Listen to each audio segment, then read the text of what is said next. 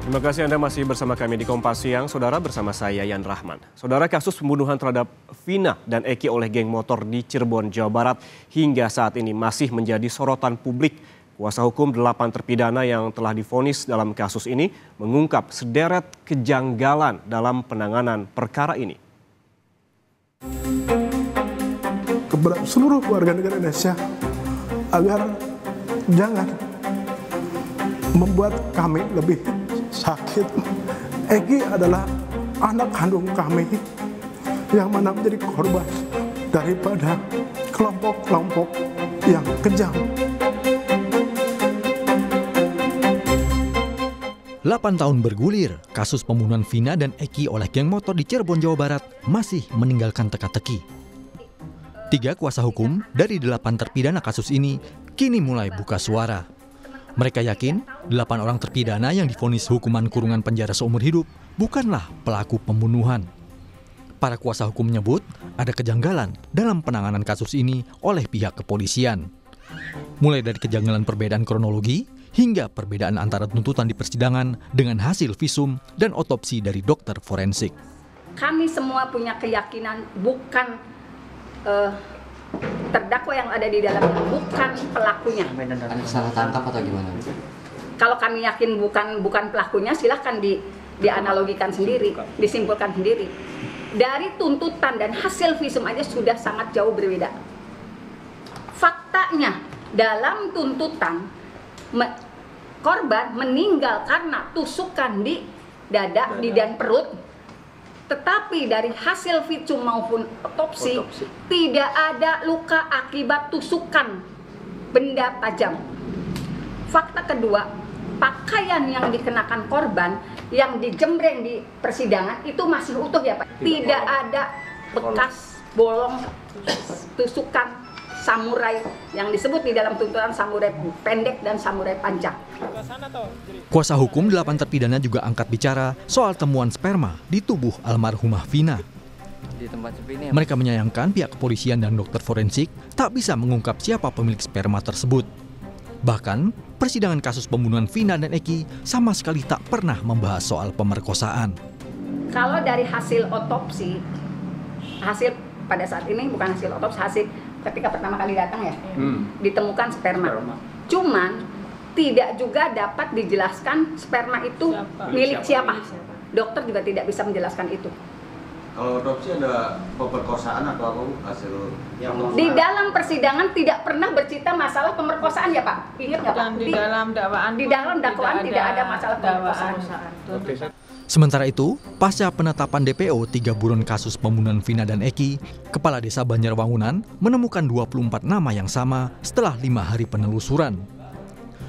24 nama yang sama dengan terduga pelaku yang buron, yakni 15 orang untuk nama Andi dan 9 orang untuk nama Dani. Sedangkan untuk nama Peggy atau Perong tak ditemukan. Petugas mengaku kesulitan dalam mencari pelaku karena data yang diunggah minim, tak disertai foto dan alamat lengkap. Dan mengecek cross-check langsung atas nama yang sesuai dengan DPO itu.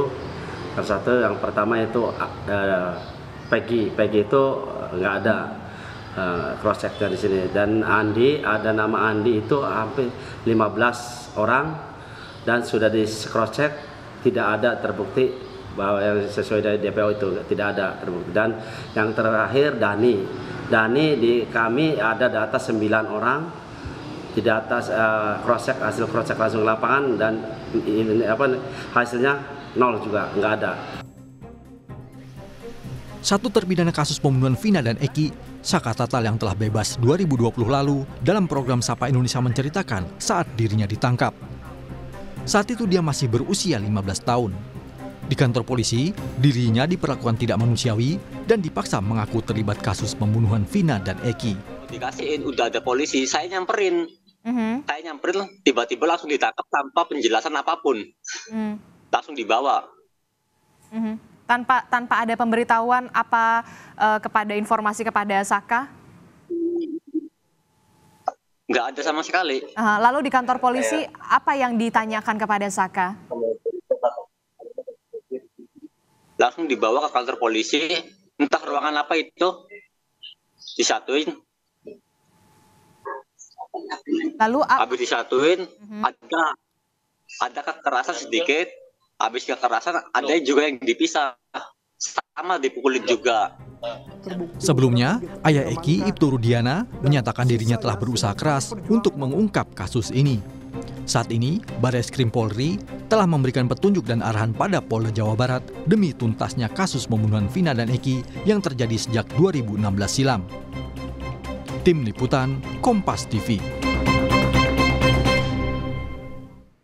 Untuk mengetahui informasi selengkapnya, kita langsung tanyakan kepada jurnalis Kompas TV, Fida Alatas di Mapolda, Jawa Barat. Fida, selamat siang. Apakah sudah ada titik terang dari pencarian 3 pelaku pembunuhan Vina?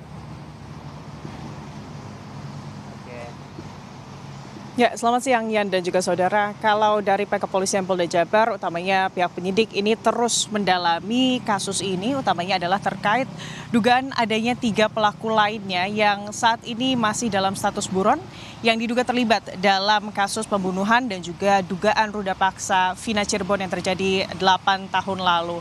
Dan pada akhir minggu lalu, Yan dan juga saudara, kepolisian dari Polda Jawa Barat ini juga telah merilis identitas dari ketiga pelaku buron beserta dengan ciri-ciri fisiknya.